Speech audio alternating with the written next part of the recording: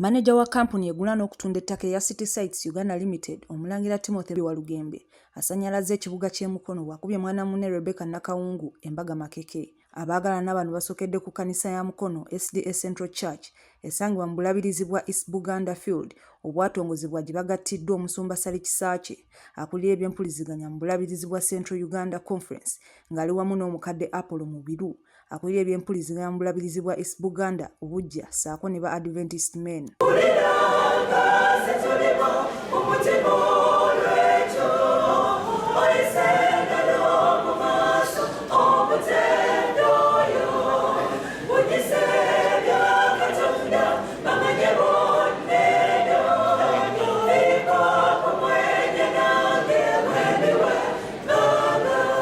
Ekkanisa ekubyeko ng'abaagalana bano bagattibwa mu bufumbo obutukuvu ng'abali wamu n'emperekeze zaabwe.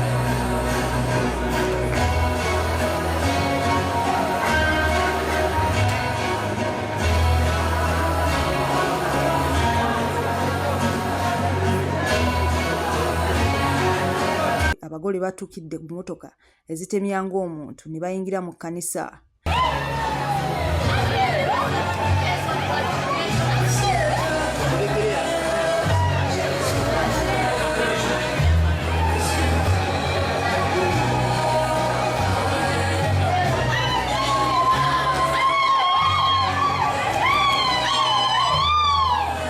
Kwaya ziyimbye ennyimba ezinyweza obufumbo.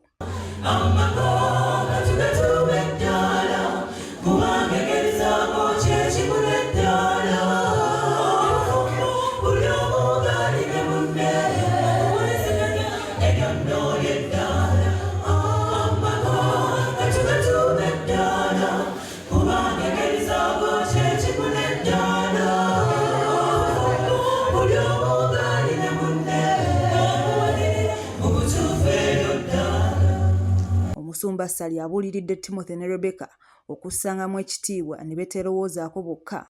Mbadde nga batugenda omulaba sikatidde mu bwati atya kugamba nti si kyenjagala dirizaamu ku speed ne ku ddoboozi kakati sitogamba nti ajja kubulya nteesa bweti era bona mukwata n'amagezi muliriza kyabutagamba nti kale bwe mutyo n'abasajja mubeerenga ne bakazi bammwe n'amaki nga mussangamu ekitiibwa omukazi ng'ekibya ekisinga obunafu weewaawo bayibuli bwetyo bwe bayita nti banafu naye ekyamazima balina amaanyi kubanga ne bw'oba olina biliyoni ku akawunti naye omusajja nakomawo n'oteeka wali essimu n'ogenda n'omwanirizaako n'omusimba kaaga n'ofukabira n'omubuuza n'omuwadwisi ku akawunti ku biliyoni enamba kuvaako emitwalo emeka. Omuntu yeebuuza kwebuuza nti ekikazi ekyo kirina n'ekisamu ekitiibwa. Akawulugoma kafe kaagala ekyo kyokka kitiibwa. Agamba nti abakyala mussengamu abasajja bamwe ekiki ekitiibwa. Oluvannyuma bakubye ebirayiro byabwe mu maaso g'abantu bonna era ne balangirirwa nti bafuuse mwami na mukyala.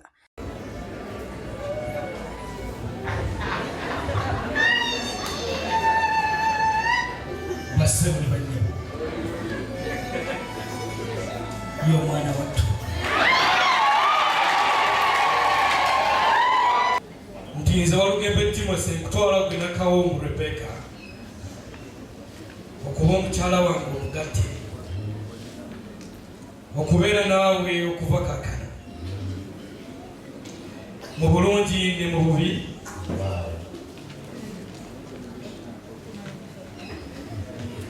mu bugagga ne mu bwavu mu bulwadde ne mu bulamu ng'okwagalanga n'okusanyusanga okutuusa okufa olugendo lutwawukanye ng'ekirayiro kya Katonda ekitukuvu bwe kiri bwe ntyo bwe nkulayiridde gwe Nakawungu Rebecca. Abantu bonna abali wano okuba abajulirwa nze Nakawungu Rebecca kutwala kwe Walugembe Timothy babi okuba musaze wange omugatte okubeera naawe okuba kaakano mu bulungi ne mu bubi, mu bugagga ne mu bwavu, mu bulwadde ne mu bulamu, okwagalanga n'okusanyusanga, okutuusa okufa lwe kulitwawukanya nga ekirayiro kya Katonda ekitukuvu bwe kiri, bwentyo bwe nkulayiriridde ekirayiro kyange. Mugamba mukyala balagibwa ennaku 21 ate byonna kabibeere ebyekika nti okukyala mu bazadde byonna babikoze. Ate kaakano bamaze n'okuwaayo ekirayiro kyabwe ng'emikono gyabwe bakitadde ku Bayibuli omujulirwa asinga obukulu, kubanga waliwo gye tutajja kubeera naye nga balina okujjukira nti Katonda ye mulamuzi, babeere abeesigwa gy'ali. Abaagalwa, nange siina nsonga yonna ey'amazima endobera okwatula kaakano nti ono afuuse omwami ne mukyala we. Abaagalwa,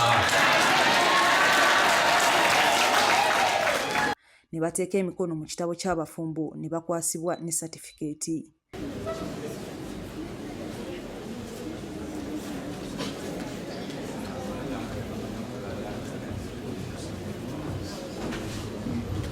Otandika mpola ate okubikkiriza.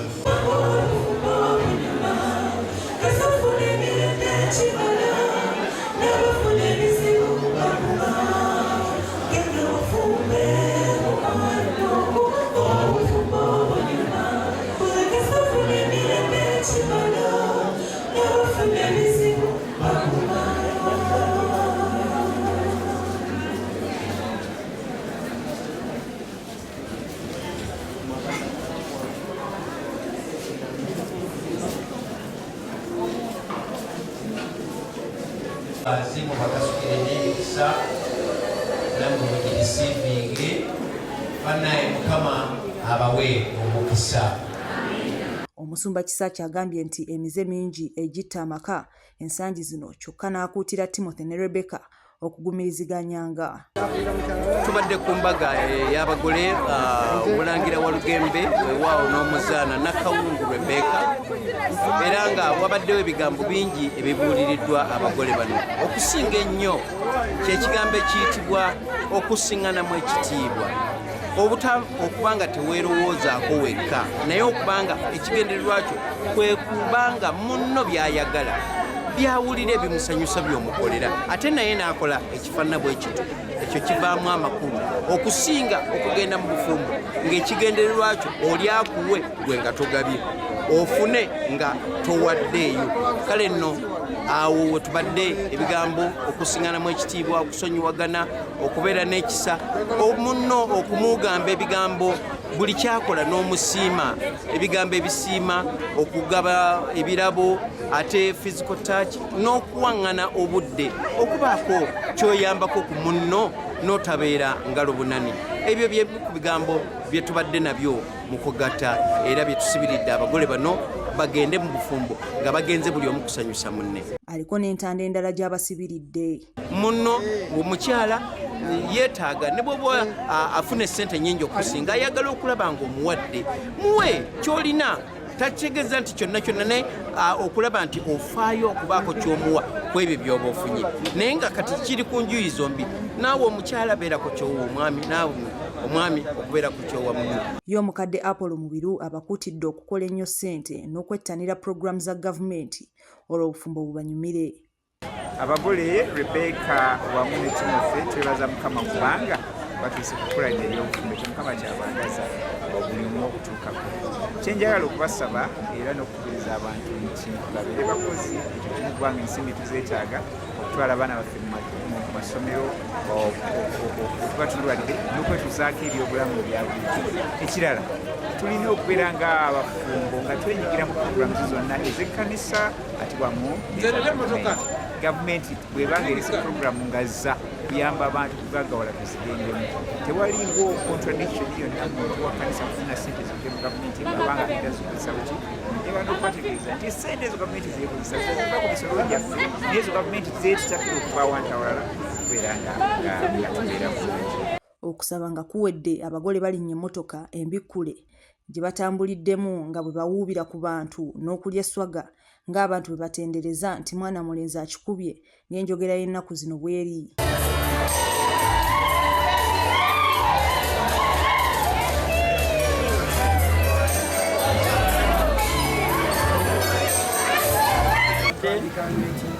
Kusanga naye Mukama atubeereddewo era tumanyi nti mu maaso gye tugenda ajja kusanyusa abakristaayo tutambule nabo okuwulira ddala bwe twatandika ensonga zino n'abakama baffe abazadde twagala okusaba Katonda twagala okukweyongerera eddala mu maaso ne mu nkola endala yonna tujja kweyongera okutambula wamu nabo leero na bulijjo Mukama abawa omukisa. Engedde musanyufu nnyo abantu okutwagala tebatulaze mubale nnyo mwewalire endala ate namwana